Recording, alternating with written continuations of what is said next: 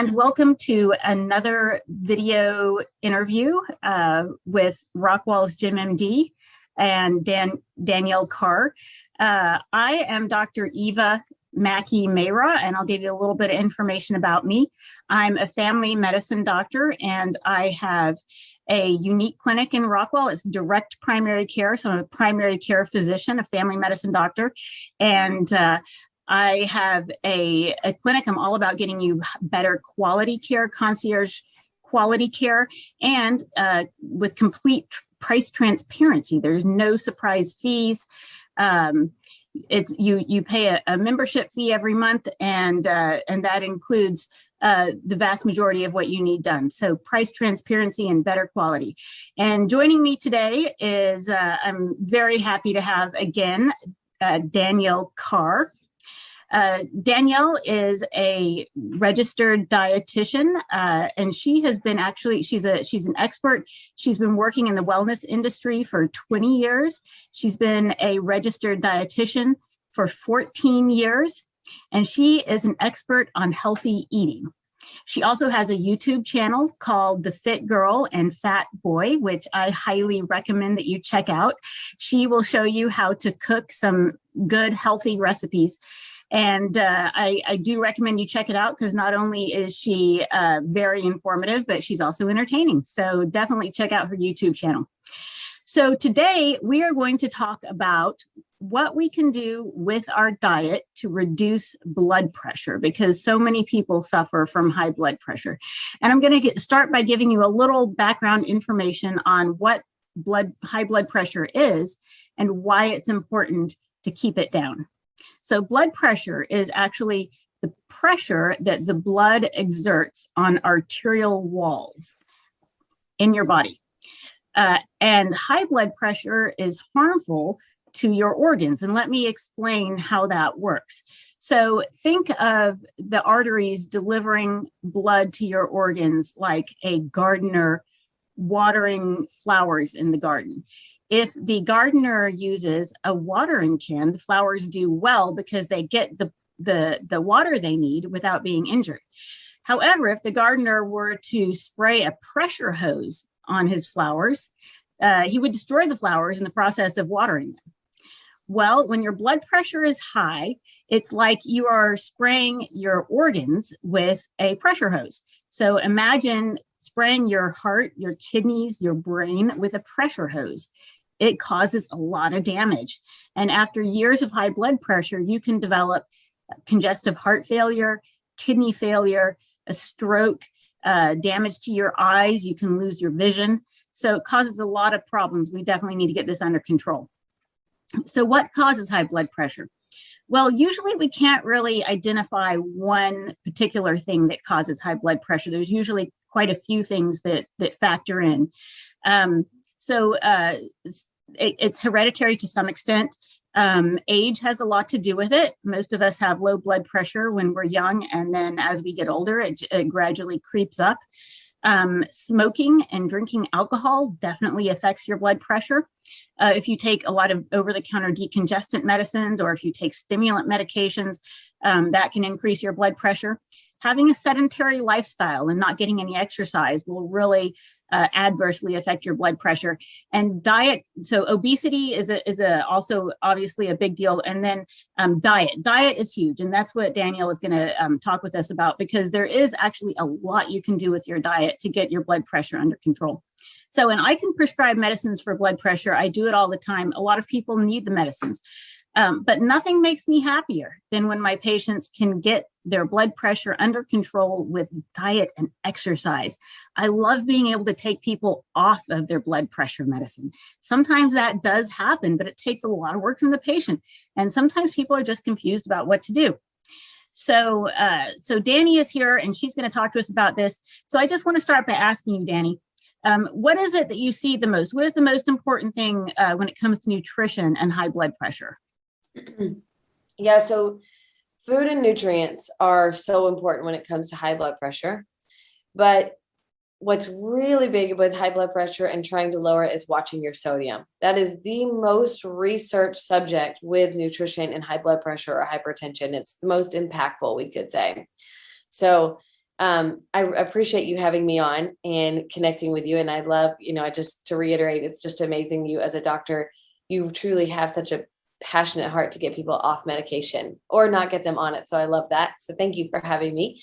But yeah, nutrition is so important because one of the things with our high blood pressure, it's regulated at the kidneys, and our sodium is as well. So if we're healthy and we consume more sodium, and again, we're healthy. If we consume more sodium, we're going to secrete more. Our kidneys are going to help process that out. If we're a little bit on the less healthy side and our kidneys are struggling, well, then we're not going to be able to secrete that more. And so that it's something that we really need to watch. 30 to 40% of people are salt sensitive when it comes to their kidneys being efficient at getting that sodium out. So it's really, really important to watch that. So how much sodium should we have? All right. So really good question. And I think this is something not a lot of people think about. So we should have recommendations are about 2,300 milligrams a day. American Heart Association is pretty stringent. They might even say 1,500 milligrams a day or less. I go along with 2,300 milligrams a day. So a lot of people will say, well, I don't really have salt. I don't add salt in my diet, so I'm probably fine. But it is amazing the amount of sodium that we actually intake. So on average, some studies will show that people have about 3,500 milligrams a day on average.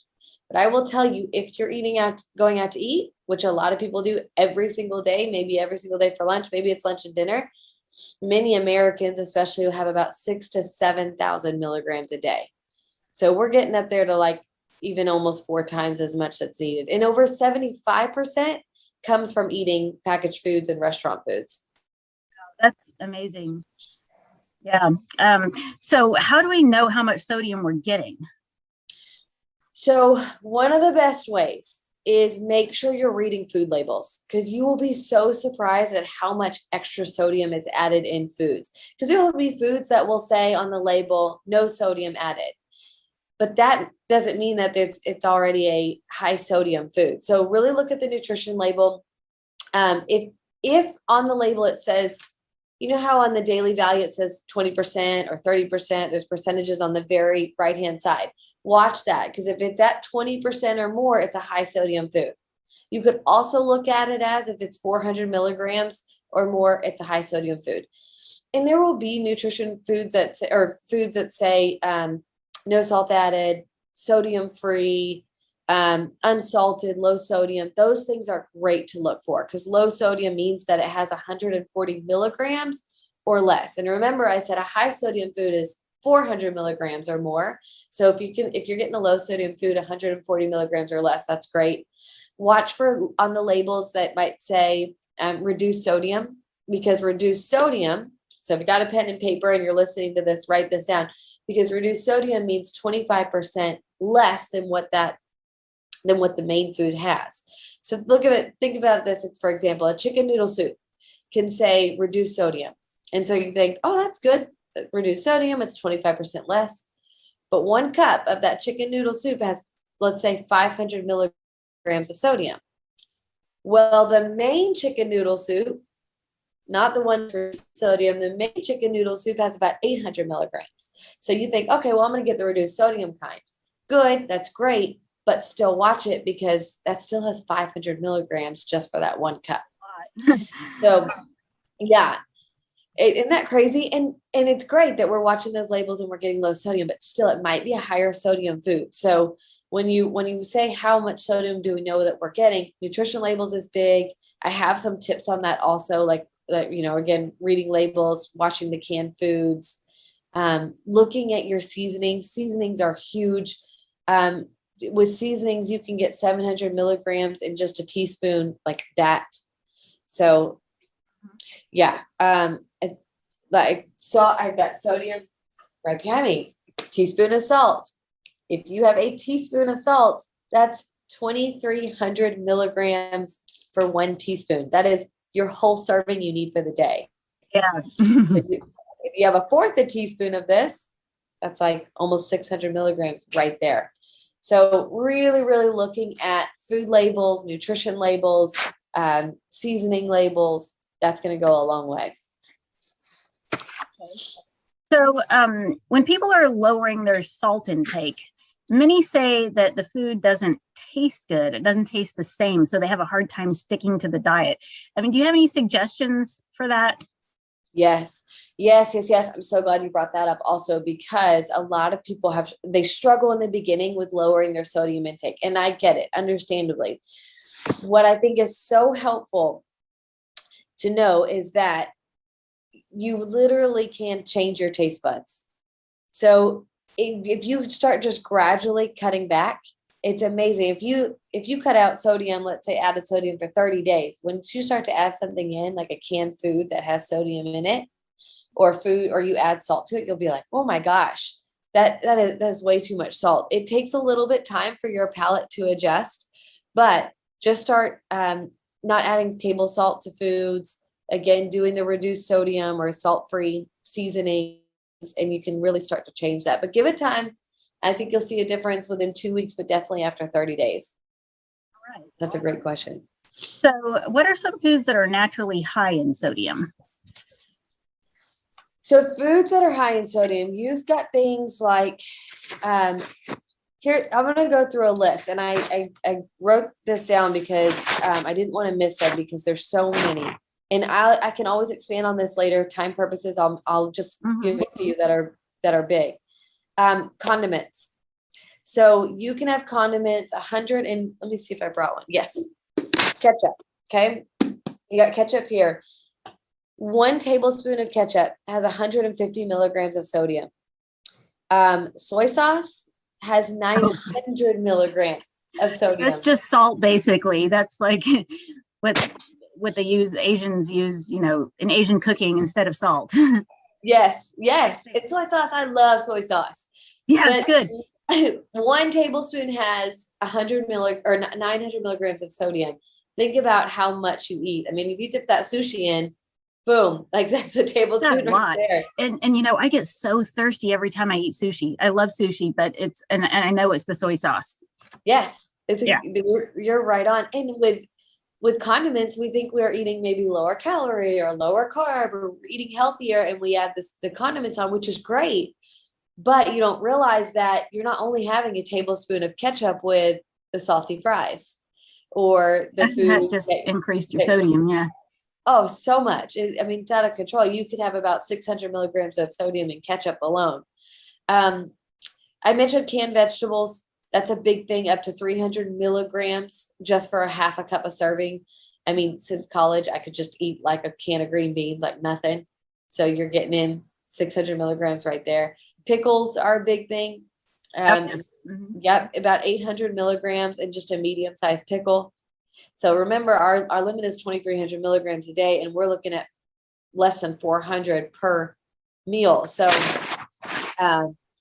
if we're going on a low sodium route, cottage cheese, 800 to 1,000 milligrams just for a 1 cup. Cottage cheese is great for you. Yeah. I didn't know that about cottage cheese. Right. I recommend cottage cheese so much for people, depending on, everybody's different, but you got to watch that with the serving size if we're needing to cut back on sodium. Processed cheese, 300 milligrams for just a slice of cheese. I mean, how many times do we go and we might just grab a slice of cheese, or we want to grab just a slice of cheese and another slice? Deli meats, 500 milligrams to 1,000 milligrams just for a 2-ounce serving. Soups. I brought this one, Amy's chili, right? It says organic chili. It looks good. Like, it's healthy. Right. It's organic, right? All right. So get this. Per cup. Now there's 2 serving size in this. So per cup. So half of this little thing, which I would not only eat half probably. Right. There is, where'd that sodium go? 700 milligrams just for half. So that's a lot. Okay. Per can, it says 1,100 milligrams. So yeah, you got to really, really watch those things. Sandwiches can have about 2,300 milligrams. Frozen dinners have about 1,200 milligrams like that of sodium. So really, really watching those types of foods. Am I missing anything? Snack, junk food, sauces, condiments, salad dressings. Restaurants, I think restaurant food in general is very high in sodium, huh? Oh my gosh. Yes. Restaurant foods are, they're exponentially high. You can get like a Chili's burger, and I wrote some of these down too, so I didn't mess it up for anybody. So like a sandwich, 12-inch sandwich from Quiznos or Subway has about 3,700 milligrams.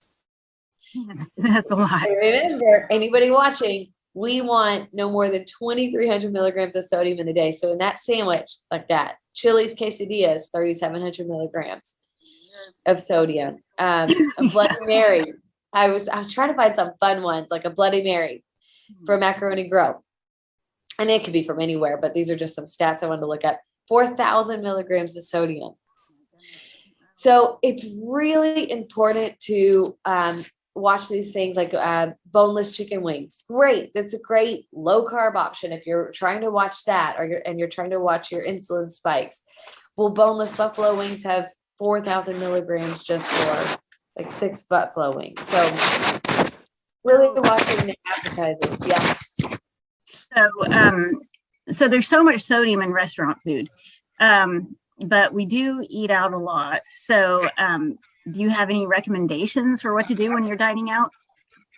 Yes. Because we don't want to say don't dine out, because we're going to do it anyway, probably. But so here's some recommendations. Another things, if you have a pen, skip foods with the cheese or the bacon or cream.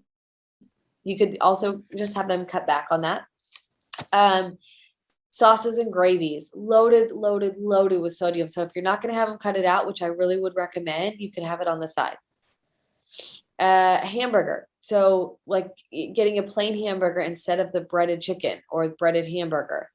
That's a big part of it. Or get, let's say if you're getting the hamburger, pickles and cheese and bacon and mayonnaise and the sauces, just have them take that off. Restaurant food is full of sodium. But the fact is we eat out all the time, and that's probably not going to change. So what are your recommendations for eating out? Good. Yes. Another great question, because you're right. We are not going to change that. So it's really important to just look at the options that you have and see where you can cut back. So some of the things that you can cut back on are things with cheese and bacon and cream. Have them not put that on there. Appetizers are loaded with sodium. Like if you get, what is it? The stuffed jalapenos, I mean, loaded, right? So just, I would really avoid appetizers unless you know they're low sodium foods. That's another, probably the time to talk about, but sauces and gravies, loaded with sodium. So I would just have them make the food without it. If you do still want a little bit of sauce on there, or you're just not going to cut it out, you want the gravy, have them bring it on the side, because the amount that you put on is going to be about 900% less than what they put on it for you. A hamburger or non-breaded chicken is going to be a better choice than going in and having like a fried fish sandwich or a fried chicken sandwich. Like let's say Chick-fil-A, everybody loves the breaded chicken sandwich there, right? It's really good, but absolutely loaded with sodium. So I would do a grilled version. If you're really watching your blood pressure, especially if Dr. Eva or your doctor says, hey, I really want you, we're trying to get off medication, or you're about to be on this medication. If we don't watch it, skip the condiments like the pickles and the olives and again, mayonnaise. I think I said earlier, the bacon and the cheese and the sauces, all those extras are really going to add so much more sodium than you realize, and that you might even need. You might realize that you really don't need that. Dressing, lemon juice or vinegar is way better than having the dressing that you're going to have at the restaurant. So watching those things, if you are doing, let's say like side salads, if you're wanting to add something maybe to your meal and you're wanting to do something that doesn't have a lot of sodium, side salads are good. Veggies are good that are steamed or roasted. Those are some good ideas. But I would say all in all with a restaurant, the main thing is those condiments really add up, the sauces, cravings. Yeah. Awesome. Well, you've given us so much information, Danny, and I appreciate your help so much. Just what are some general tips going forward? Okay, general tips. One of my biggest tips that I would always tell people is make that change gradually so that you will actually do it. I mean, that part's huge. If you just say, I'm going to cut out all sodium, well, then you might not like the food and you think this is too hard and you can't do it. So first thing I would do is start by using no more than 1/4 teaspoon of salt daily. Watch those food labels to see what that means, and you really will be amazed at what happens. And some of the ways to do that, instead of if you're changing gradually and you're cutting some things out, don't always think about your food as you're always cutting things out. Think about what you can add back in. So things like whole grains, fruits, and vegetables that don't have the sodium added in it as a naturally occurring high salt food, those are great things to add. And if you are starting to add, or you're not sure how to add those foods, maybe just add 1 serving of vegetable a day, or add 1 serving of fruit a day. And you'll probably start to crave, actually, I know you'll start to crave those things. We start to crave those things that we start to eat again, like apples or, again, any other vegetables.